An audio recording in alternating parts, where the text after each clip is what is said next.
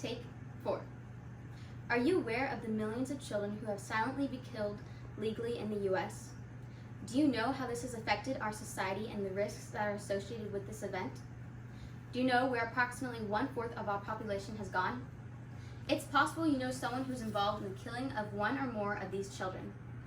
The event of which I speak is called abortion. Abortion occurs around the world very frequently.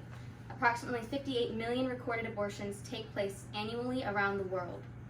So what exactly is an abortion?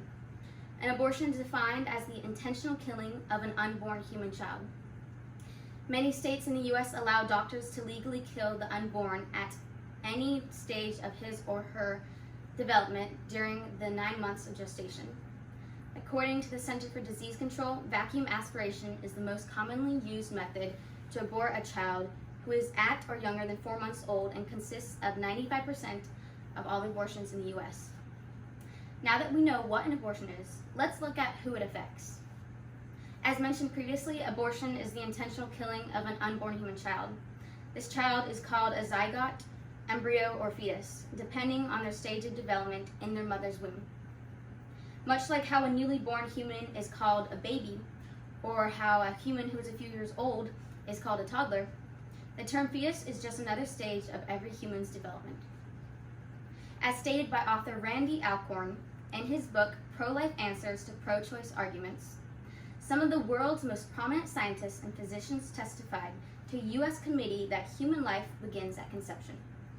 Professor Michaeline Matthews-Roth at Harvard University Medical School states that it is scientifically correct to say that an individual human life begins at conception.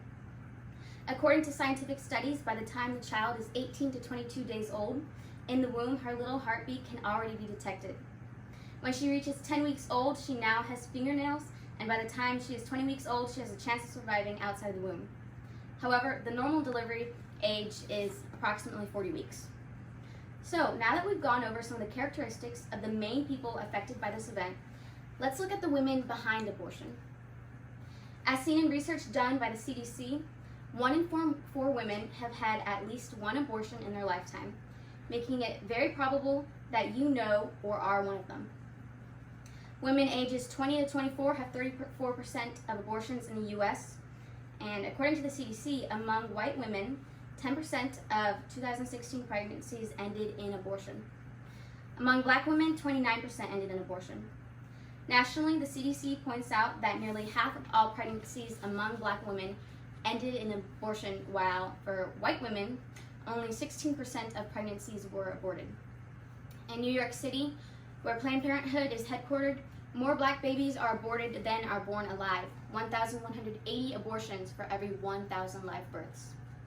The founder of Planned Parenthood, Margaret Sanger, was openly racist and spoke at KKK meetings and claimed to be strongly in favor of creating a superior white race by sterilizing black people. According to one of Planned Parenthood's annual reports, they performed approximately 350,000 abortions in 2018. A September 2019 Guttmacher Institute report states that in 2017, Planned Parenthood was responsible for 38% of all abortions in the U.S.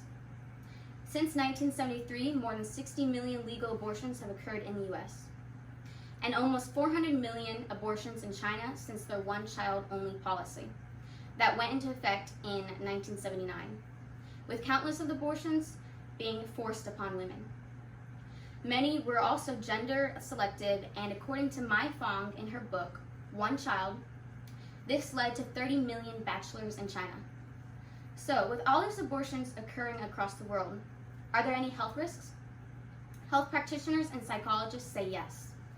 Many studies have shown that abortion can often lead to heavy bleeding, infection, damage to the cervix, difficulties with future pregnancies, and even death.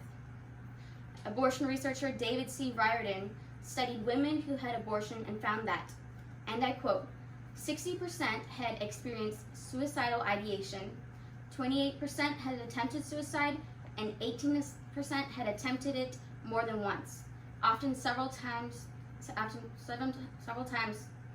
and years after the event had occurred.